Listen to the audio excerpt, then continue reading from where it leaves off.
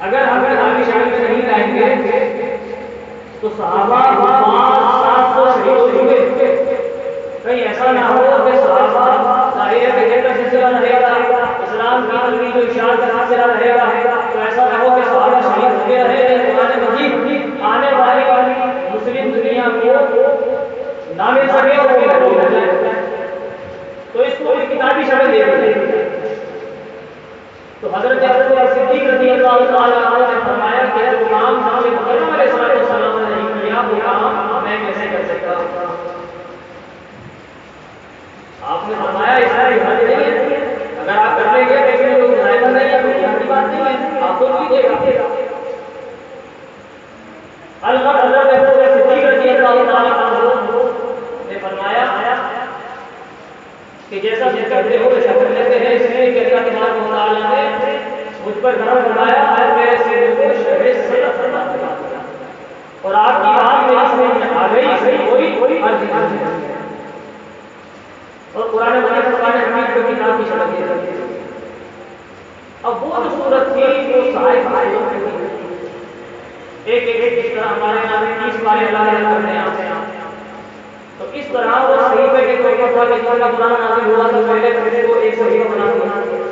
پھر اس کے بعد امام دوست کو ایک صحیفہ بنا دیا، پھر اس کے بعد امام دوست کا نازل ہوا تو ایک صحیفہ بنا دیا. گویا کہ تمام صحائف آگے کر دیے گئے، تقریباً تقریباً پھر حضرت ابوبکر صدیق رضی اللہ تعالیٰ عنہ کا زمانہ گزر گیا، عمر فاروق رضی اللہ تعالیٰ عنہ کا زمانہ آیا اور آپ نے اس میں مزید اور جزئیات جو اسے مشتمل کر دی کہ یہ پہلا یہ دوسرا اور اس کے بعد وہ صورتوں میں تبدیل کر دیا. گویا کہ 114 صورتیں ہیں قرآن حمید کی، تو 114 صورتوں کو علیحدہ تجویز کر دیا. تو گویا کہ 114 صحیفے ہو گئے قرآن حمید کے. یہ سلسلہ ہو رہا ہے عمر فاروق رضی اللہ تعالیٰ عنہ غالباً 6 مہینے نہیں پڑے. آپ کی شہادت کے بعد حضرت عثمان رضی اللہ تعالیٰ عنہ تشریف لائے تو آپ نے اس کو ایک کتاب میں نشر کیا، ایک کتاب میں جمع کر. اب صورتیں اپنی ایک کتاب بنا 114 صورتوں کو مجموعہ ایک کا نام قرآن کر دیا. یہ کون سی صورت تھی؟ یہ تیسری صورت. اب یہ صورت حال کیسے بنی اور اس قرآن مجید قرآن حمید کی تلاوت کو قرات بناتے ہیں. یہ قرات امام ابو عاصم رضی اللہ تعالیٰ عنہ کی روایت سے ثابت ہے، اور یہ جو ہم پڑھتے ہیں کہ امام عاصم کی قرات کے 7 قراتیں نازل ہوئی. اب اس ایک قرات قرآن مجید کو گویا وہ سلسلہ کیا تھا؟ وہ سلسلہ یہ تھا کہ عثمان غنی رضی اللہ تعالیٰ عنہ کی سلطنت میں تھے، ان کی بارگاہ میں کچھ صحابہ آئے، کچھ دوسرے لوگ آئے، تابعین حضرات آئے، اور انہوں نے عرض کیا کہ حضور ہمارے علاقے میں جھگڑا ہوتا ہے، کوئی قاری صاحب تلاوت کرتے ہیں تو دوسرے قاری صاحب کہتا ہے کہ تم غلط پڑھتے ہو، قرآن مجید ایسے نازل نہیں ہوا، قرآن تو ہماری زبان میں نازل ہوا ہے، ہم سے رکھتے ہیں. دوسرے آ جاتے ہیں کہتے ہیں قرآن ہماری زبان میں نازل ہوا، ہماری زبان میں نازل نہیں ہوا، تو وہ ہم سے رکھتے ہیں، کہتے ہیں تم سے پڑھتے ہو قرآن نہیں ہے. تو اس طرح کے بہت سارے جھگڑے اکٹھے ہو گئے، کتنا برپا ہو گیا ہے، یہاں تک کہ لوگ قرآن مجید کا انکار کرنے لگے اور ایک دوسرے کو بدل کرنے کو خلاف لانے لگے. تو آپ کچھ کیجیے. تو حضرت عثمان غنی رضی اللہ تعالیٰ عنہ اس قرآن مجید قرآن حمید کو امام اعظم یعنی امام عاصم، ان کو امام اعظم کہا جاتا ہے اگرچہ توحید نہیں ہے. تمام علماء میں ظاہر ہے کہ ائمہ امام اعظم ابو حنیفہ ہے، تو ائمہ میں امام اعظم امام عاصم ہیں. امام عاصم کا خیال کر ان کی روایت پر قرآن مجید کو تدوین فرما کر اور اعلان فرما دیا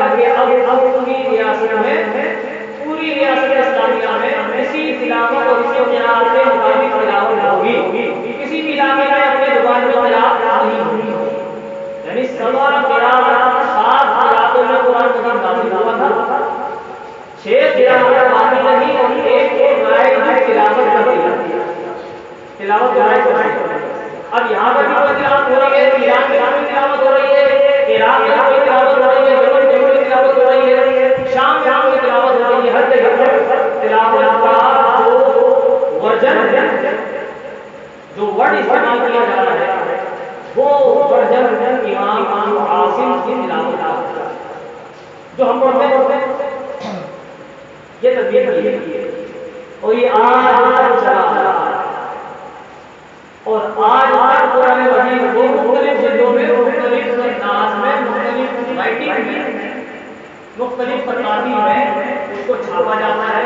اس کے ترجمے ہوئے ہیں، مختلف زبانوں میں ہزاروں میں ترجمے ہوئے ہیں اور وہ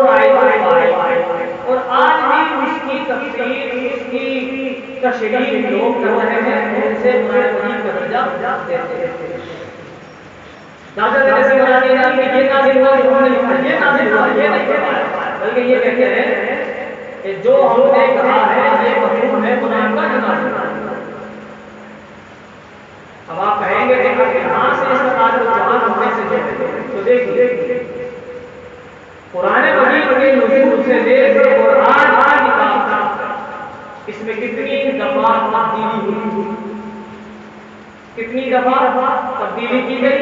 کیوں؟ اس لیے تبدیلی کی گئی تاکہ آنے والی انسانیت کے لیے قرآن مجید آسان ہو جائے اور قرآن مجید کا پیغام تک پہنچ جائے۔ اصل قرآن تو جو ہے مسیح کو بھی کہا اور وہ حضور علیہ السلام کے طبع اثر پر ایک آن میں نازل ہو گیا تھا اور پھر اس کے بعد آئے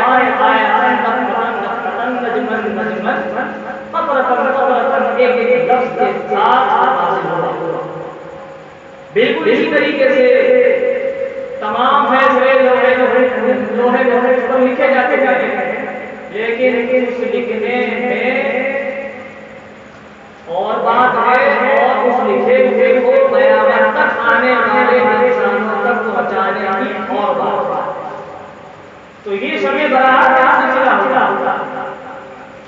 یہ شب برات کا سلسلہ جو ہوتا ہے اس میں شب بیداری کی جاتی ہے، اس میں لوگوں کو مسائل بتائے جاتے ہیں، نوافل کی ترتیب بتائی جاتی ہے، نماز پڑھنے کا سلیقہ بتایا جاتا ہے، نماز کی طرف بلایا جاتا ہے، کسی بہانے اللہ کی بارگاہ میں سر پر سجود اٹھایا جاتا ہے۔ اس کا مقصد ہی یہی ہوتا ہے کہ بندے کی طبیعت عبادت کی طرف رغبت کرے اور اس رات کو چونکہ احادیث میں آیا کہ اللہ تبارک و تعالیٰ اس رات کو اہم فیصلے تو اس اہم فیصلے فرمانے میں کہیں خدا نہ خواستہ ہم غفلت کی نہیں سو رہے ہو یا گناہوں میں ہم بھی سو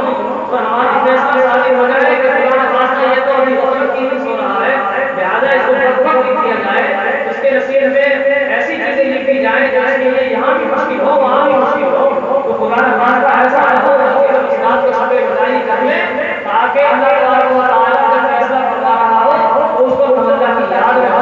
عبادت کر رہے ہو یا تو اذکار کر رہے ہو یا ہم نماز پڑھ رہے ہو یا ہم قرآن مجید پڑھ رہے ہو یا ہم اللہ تبارک و تعالیٰ کے انبیاء کا تذکرہ کر رہے ہو یا اولیاء کا تذکرہ کر رہے ہو یا نبی علیہ السلام کو درود پاک پڑھ رہے ہو یا تذکیر و تحلیل کر رہے ہو یا تقریر کر رہے ہو یا تمجید کر رہے ہو یا ایک کی سگالی کر رہے ہو یا ایک کی تم بات رہے ہو، اس طرح ہم اپنی زندگی جب اس رات میں گزاریں گے تو یقیناً اللہ تبارک و تعالیٰ فرمائے گا اور ہمیں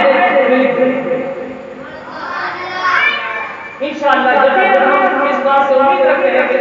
ہم سے اعمال کریں گے کس راہ یقیناً ہمارے لیے اچھے فیصلے ہو جائیں گے، ہمیں نیک بات لکھا جائے گا اور وقت نہیں لکھا جائے گا انشاءاللہ، لیکن اس میں کوئی اتھینٹک بات یا کوئی پیش شدہ بات یا تصدیق نہیں کر رہے کہ ہمیں نیک بات لکھا جائے گا، ہم بد نہیں لکھے جائیں گے، ایسا بھی نہیں ہے۔ جب ایسا بھی نہیں ہے تو ہم یہ محنت کرتے ہیں۔